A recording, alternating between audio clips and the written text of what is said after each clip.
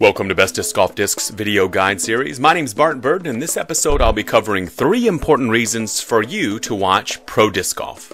I love watching professional disc golf, but when I'm watching it, I'm always focused on what can we learn. And in this video, we'll be covering 3 specific things you can learn by watching that will help you improve your game. The first one of these things is managing wind. And managing wind takes on several forms. As you listen to the commentary, take note of whether or not the players are dealing with a headwind or a tailwind.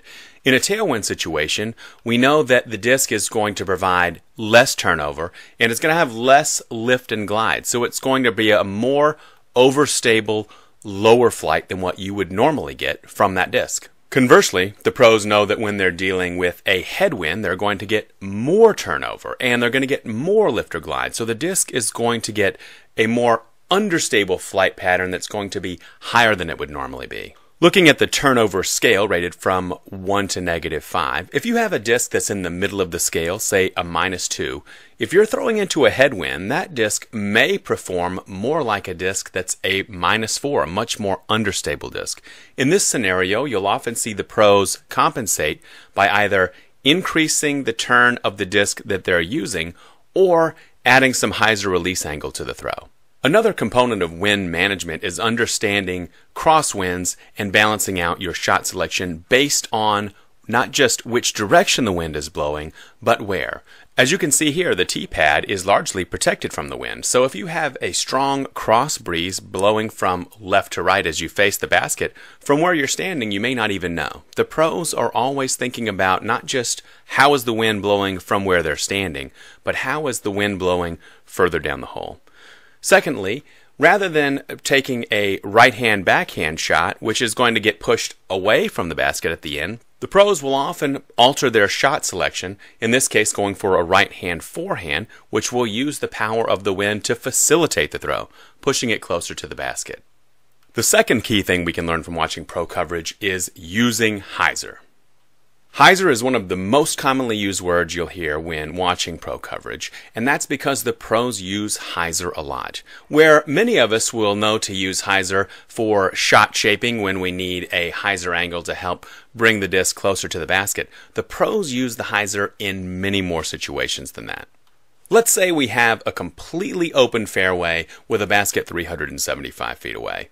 Rather than throwing a turnover shot straight down the field, if the basket is in range of their hyzer distance, the pros will typically choose to throw with a hyzer angle at the basket. The question is, why do they do this? The answer to this ties back to our discussion on winds, because while a turnover shot without question has the potential to fly with the most distance, turnover shots are also the most susceptible to variation in pattern based on headwinds and tailwinds, as well as slight variations in release velocity, where a hyzer shot is going to provide you with a very consistent overstable pattern, keeping you in a much tighter pattern around where you intended the disc to fly, even under variable conditions.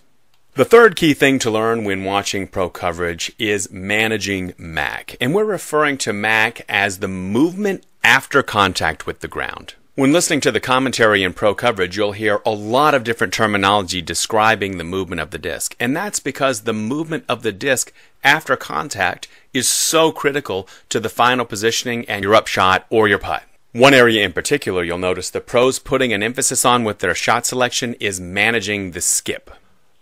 When a disc is traveling directly towards the ground and hits at a 90-degree angle, it will of course have very little skip and sometimes even spike into the ground. But as the angle to the ground lessens, the disc will have more and more potential for a skip further away from its contact point. To manage this, if the pros want to minimize their skip after contact, they'll often choose their approach angle that will allow them to land in a bank, essentially in this case turning a 30-degree angle into something close to a 60-degree angle, increasing the contact angle to reduce skip.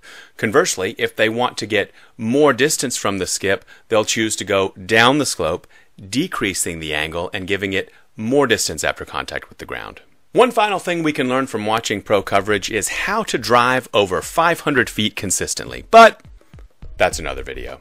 So we hope this helped. You click on the buttons to the left to subscribe to our YouTube channel or visit our website for additional information or watch these related videos that go more in depth on the science of some of the topics we've discussed here. Until then, thanks for watching and have a great round.